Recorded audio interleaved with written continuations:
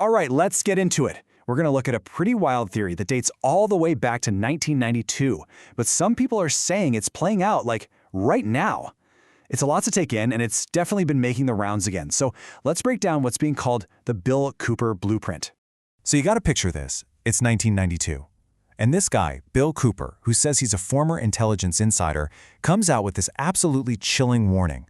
He claims he's seen secret documents that lay out this super detailed, kind of creepy plan for the future. And well, some folks today are looking around and saying, that future? We might be living in it. And this right here, this quote is really the heart of the whole thing.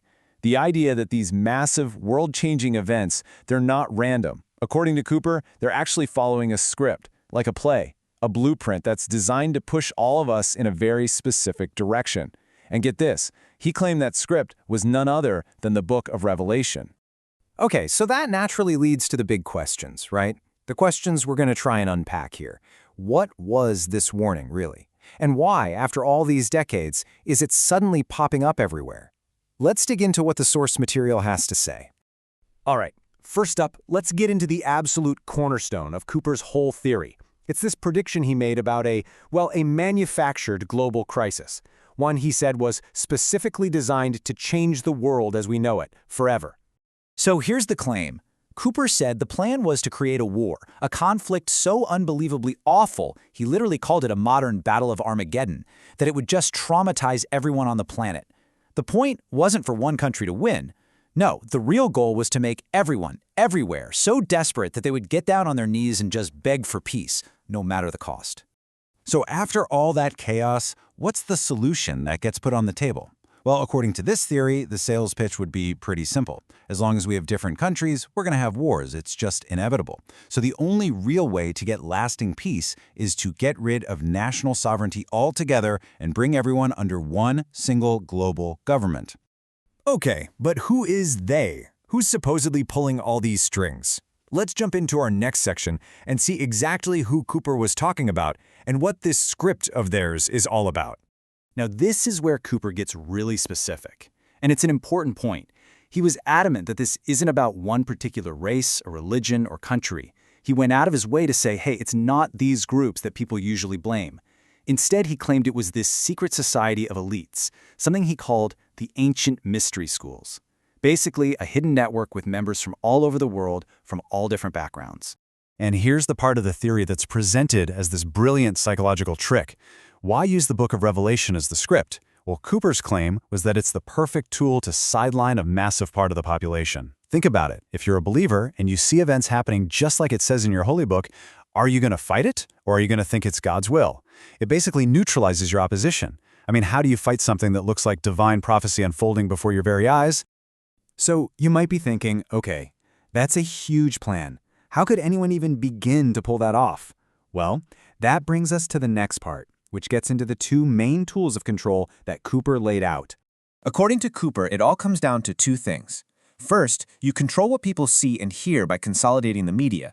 And second, you keep everyone distracted with a non-stop stream of entertainment. Now you got to remember, back in 1992, this was a pretty radical thing to say. Cooper was arguing that even though it looks like we have hundreds of different news sources, if you follow the money, it's all actually owned by just a handful of massive corporations. And when only a few people own everything, it becomes really, really easy to control the story everyone hears. And the source material we're looking at tries to see if this holds up today. So let's just walk through one example they give. You start with, say, CNN. Okay, who owns them? Warner Bros. Discovery. Then you see that Warner Bros. Discovery has a deal in the works to acquire Paramount. But wait, Paramount was just bought by Skydance Media. And who's in charge of Skydance? The son of Larry Ellison, the founder of Oracle, one of the richest people on Earth. The argument being made is that you can do this with almost any major media outlet, and the trail of ownership gets very narrow very fast. Okay, so the second tool he talked about is a strategy that's, well, it's ancient. Bread and circuses. It's a phrase from a Roman poet, Juvenal. And the idea was simple. If you want to keep the people from getting restless and questioning you, just give them enough cheap food to eat and enough spectacular entertainment to watch. Keep them fed and distracted, and you can do whatever you want. And that's the jump Cooper made to the modern day. He basically said that things like professional sports with these athletes making hundreds of millions of dollars, that's our version of the Roman Colosseum. It's a massive, entertaining spectacle that gets everyone all fired up and emotionally invested in something that, in the grand scheme of things, doesn't really matter. It's the ultimate distraction, designed to keep our eyes off of what's really going on.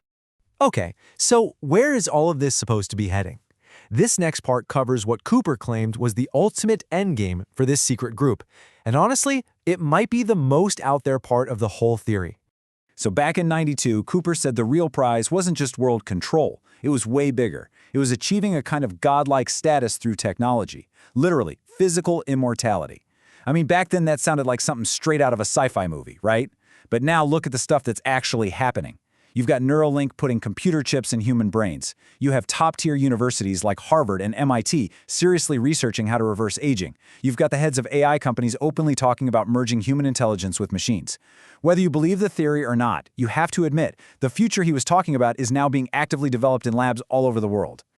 So, after laying out this incredibly dark and complex picture, what did Cooper say people should do about it? Let's get into the final part, his call to action, and what he saw as the individual's role in all of this.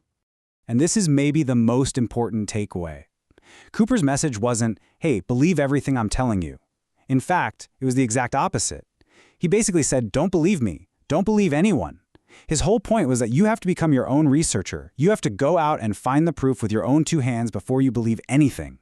Relying on someone else for the truth, even him, was in his view the absolute worst thing you could do. And the path forward he suggested was actually pretty straightforward. 3 steps. 1, do your own research. Seriously, go to the library, dig into primary sources, find the actual proof. 2, talk to people. Start with your family, the people around you, and share what you find. And 3, use the tools you've got, like your vote. Use the power you have right now to try and make a difference. So at the end of the day, what are we left with? Are all these parallels between what Cooper said in 1992 and what's happening now? Is that proof of some grand plan unfolding? Or is it just a bunch of coincidences? Maybe the truth is somewhere in the middle. The whole point of the theory is that it's up to you to figure it out. And I think we'll leave it with this one last thought from Cooper, a really powerful analogy he used. He said that personal responsibility is key, because if you don't help cook the meal, you have absolutely no right to complain about what's put on your plate. You just have to sit down and eat it. Kind of makes you think, doesn't it?